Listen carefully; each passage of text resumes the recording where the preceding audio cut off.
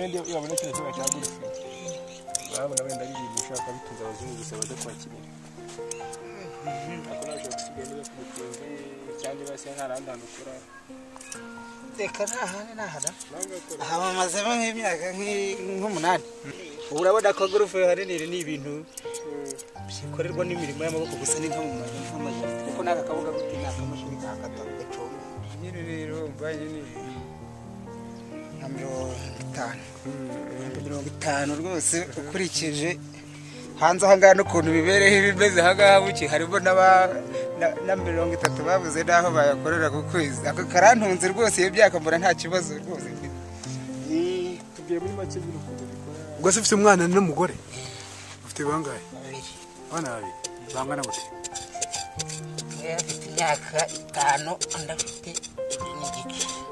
nta kibazo rwose ku kwezi umushahara uza nta kibazo nta kirarane nta kibazo ubundi akazi kahangaha ahubwo hari n'igihe karugira amahirwe rwose akaza agakoramo kandi atazi no gusoma no kwandika ugasanga ararusha wa wundi wizeho kubona akazi kandi hari undi wakabuze